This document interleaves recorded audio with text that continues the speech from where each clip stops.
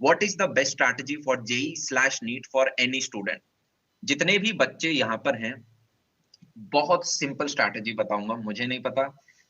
देखो होता क्या है कि आप प्रिपरेशन कर रहे होते हो, तो आप इस गली से निकलते हो, आप उस गली से निकलते हो, हर कोई है ना अपना ज्ञान देता है, हर कोई अपना अपना ज्ञान देता है, ठीक है। मैं ज्यादा बड़ा नहीं हूँ तुमसे, 4-5 साल पहले मैंने ये पेपर दिया था, और पिछले 4-5 सालों में लाखों बच्चों से इंटरेक्ट कर चुका हूँ, ठीक है। मैं IITs में सेमिनार दे चुका हूँ, वहां पे मेरे सारे वो हैं मोमेंटम्स, ठीक है। IIITs, NITs, NSIT, DTU, तुम्हारे सीनियर्स क्या सोचते हैं, इनफैक्ट हम सारी बातें करते हैं। मैं बहुत सिंपल में इसका आंसर दूंगा, what is the best strategy for JEE/NEET, जितना सरल मैं दे सकता हूँ। चाहे कोई भी सब्जेक्ट हो, फिजिक्स हो, ठीक है, फॉर एग्जाम्पल फिजिक्स ले लो, या चाहे आप केमिस्ट्री ले लो, या फिर आप चाहे मैथमेटिक्स ले लो, आपके कुछ सर्टेन नंबर ऑफ चैप्टर्स होते हैं। केमिस्ट्री में आपके सबसे ज्यादा चैप्टर्स होते हैं, क्योंकि आपकी ऑर्गेनिक, इनऑर्गेनिक, फिजिकल सारी होती है। तो अगर मान लो हमारे फिजिक्स में फॉर एग्जाम्पल मान लेते हैं कि हमारे कुछ 22-23 चैप्टर हैं, ठीक है।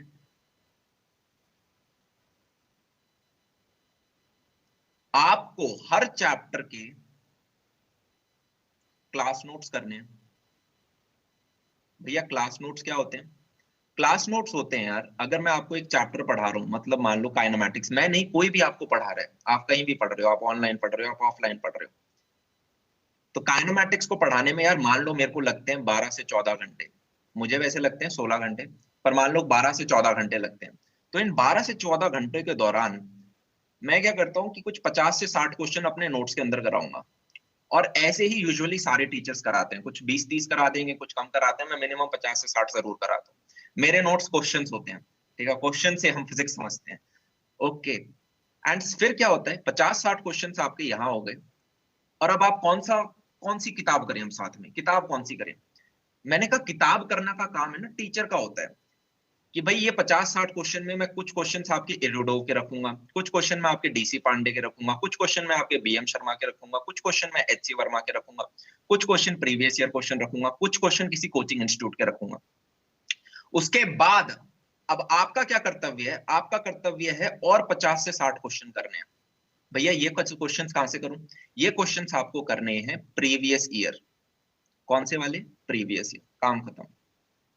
तो टोटल आपके पास कितने हो गए? 50 + 50, लगभग आपके पास 100-120 क्वेश्चन हो गए हर चैप्टर के। 100 to 120 क्वेश्चन हो गए। आपको इन नोट्स को 3 बार रिवाइज करना है। मैं दोबारा लिख देता हूं इसको, जो आपके क्लास नोट्स हैं इनको हम 3 बार रिवाइज करेंगे, एंड इनको भी हम 3 बार रिवाइज करेंगे। ये जो मैंने 3 बार रिवाइज बोला है, ये 3 बार होंगे अंडर 24 आवर्स। सुन लो, अंडर 24 आवर्स। भैया क्या कह रहे हो, मजाक कर रहे हो? 24 घंटों में कैसे होगा? मैंने कहा अगर मैंने रात को 9 से 11 क्लास ली है, तो सोने से पहले पहला रिवीजन होना चाहिए, कि भाई 11 से 12:15 आपने पहला रिवीजन किया है, अगले दिन उठ के दूसरा रिवीजन कर रहे हो।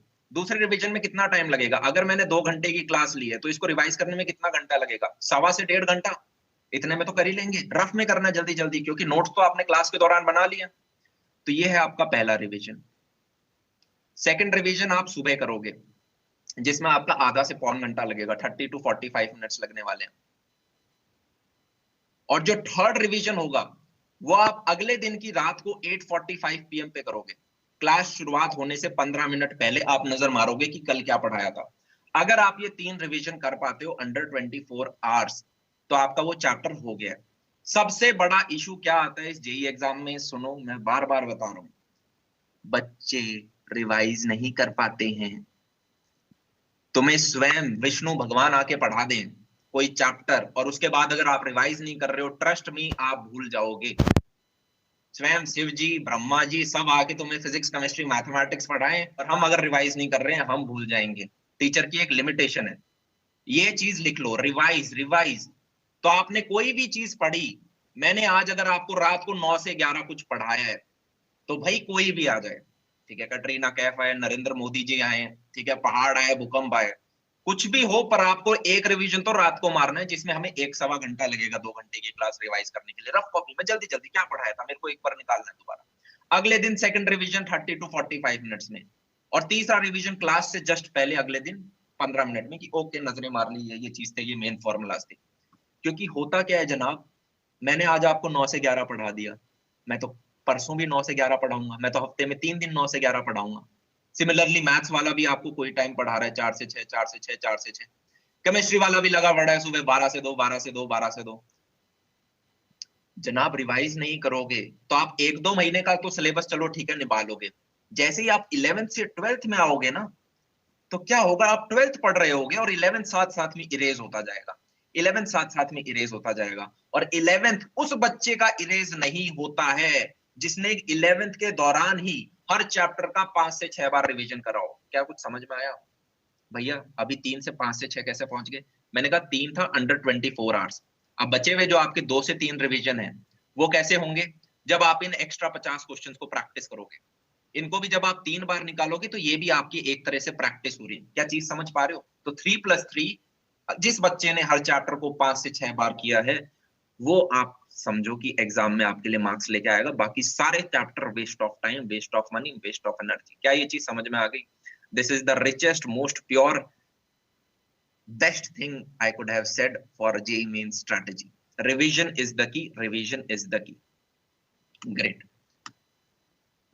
ये चीज हमने डिस्कस कर ली है। तो हर चैप्टर के आपको 100 से 120 क्वेश्चन करने, जो भी आपको पढ़ाया जाता है उसे 3 बार रिवाइज करना है अंडर 24 आवर्स। बाकी भूकंप वगैरह कुछ भी आए हम नहीं हिलेंगे, 3 बार रिवाइज करेंगे। पहले कोई क्लास मिस नहीं करनी है। आपने एक क्लास मिस करी, आपने एक क्लास मिस करी, चाहे ऑनलाइन हो ऑफलाइन हो, लैग आ जाएगा, बहुत बड़ा लैग आ जाएगा।